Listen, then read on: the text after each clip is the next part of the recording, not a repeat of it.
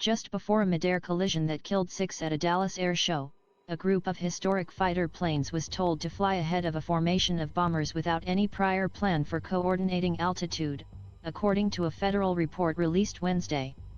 The report did not give a cause of the crash. A P-63 Kingcobra fighter was banking left when it struck a B-17 Flying Fortress bomber behind the left wing during the November 12 air show featuring World War II-era planes, the National Transportation Safety Board said in its preliminary findings.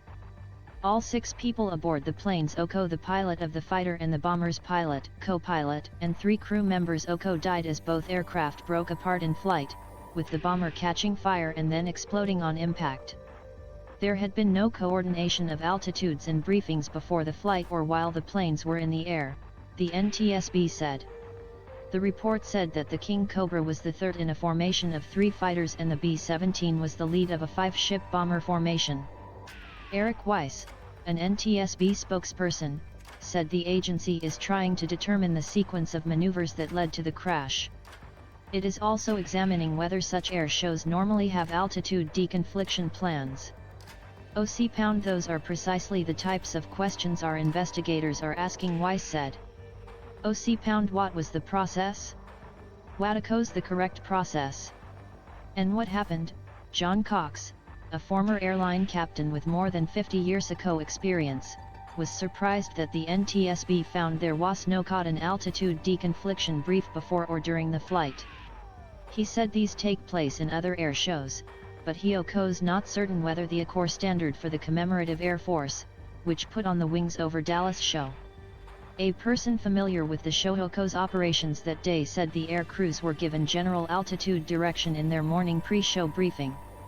However, there was not a discussion of specific altitudes for each pass the aircraft were going to perform, said the person, who was not authorized to discuss the matter publicly and did so on condition of anonymity.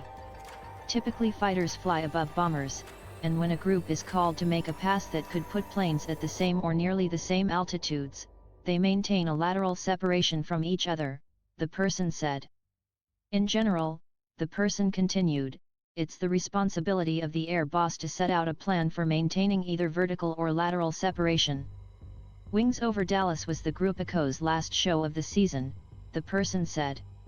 The NTSB said the fighter formation had been told by the air boss to proceed to a line that was 500 feet, 152 meters, from where the audience was lined up at Dallas Executive Airport, while the bomber formation was told to fly 1,000 feet, 304 meters, from the audience viewing area. The NTSB said a navigation device on the bomber OC contained position information relevant to the accident, but a device on the fighter did no caught record during the flight. The Commemorative Air Force, which put on the show for Veterans Day, did not immediately respond Wednesday to a request for comment on the report. It previously identified the victims as Terry Barker, Craig Houtain, Kevin K5 Michaels, Dan Reagan, Leonard Lanroot and Kurt Rowe. All the men were volunteers who had gone through a strict process of logging hours and training flights and were vetted carefully, Hank Coates, CEO of Commemorative Air Force, said after the crash.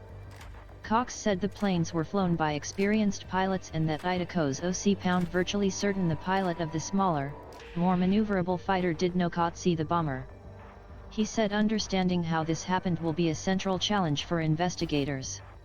What happened for 2 pilots of this skill level to end up in the same airspace at the same time, said Cox, the founder of Safety Operating Systems, which helps smaller airlines and corporate flight services around the world with safety planning. The air show collision came 3 years after the crash of a bomber in Connecticut that killed 7, and amid ongoing concern about the safety of shows involving older warplanes. The B-17, a cornerstone of U.S. air power during World War II, is an immense 4-engine bomber that was used in daylight raids against Germany.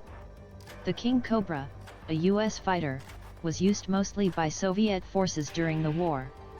Most B-17s were scrapped at the end of World War II and only a handful remain today, largely featured at museums and air shows, according to Boeing. Associated Press writer Tara Kopp in Washington contributed to this report. Follow AP's full coverage of plane crashes, https://appnews.com/hub/plane crashes